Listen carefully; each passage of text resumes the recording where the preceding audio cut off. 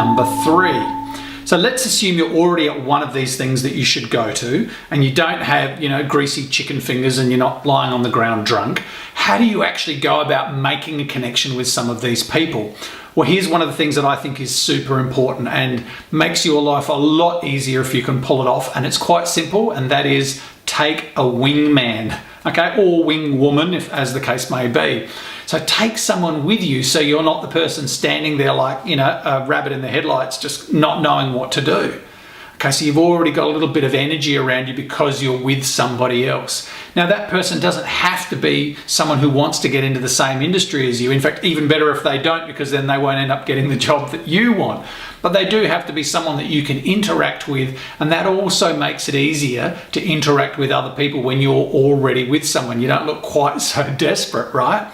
But here's the thing, there's an opposite to that, and that is if you do know someone or a group of people at these functions, don't just hang out with the people you already know. That can be a real danger, even if it's just your wingman.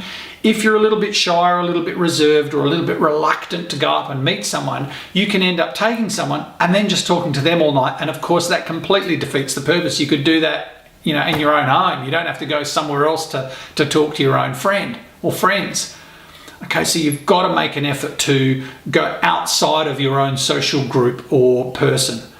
And what you might consider doing is just set yourself a quota at the beginning of the night and say, right, provided this event is what I think it's going to be, and when I get there, there's more than 2 people there, I'm going to meet 3 people or 5 people or 10 people or 20 people, and make it your mission. Set yourself a quota. And again, that might sound a bit naff or a bit, gooby or something, but that gives you something to aim for. Okay, so set yourself a quota. Make sure you don't hang out with the same people that you already know, which can defeat the purpose. By the way, the exception to that is if somebody you know is talking to someone you don't know, then that's perfect, right? That's the perfect opportunity to go up, say hi to them and meet someone new. Okay, but don't just stay with the people that you know all the time. And then the last one is, and I call this one sort of like the African principle, right? The survival of the fittest. It's like pick the wounded ones off the back of the herd. Okay, so when you see those lions hunting and there's a big herd of wildebeest or something, the lions don't jump right into the middle.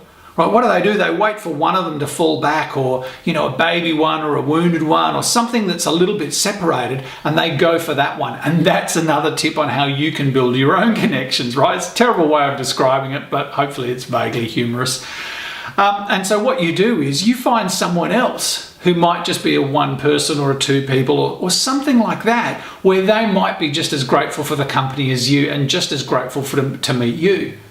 Okay, so pick the wounded ones off the back of the herd is another great way of looking around a room and going, okay, who can I meet? And keep in mind, not every single person you meet has to be your next boss. They might just be someone who knows your next boss or who works with or for your next boss. So even if they don't look, super important and senior, that doesn't mean that they can't be worth knowing. And who knows, they might be a huge help to your career in some other way.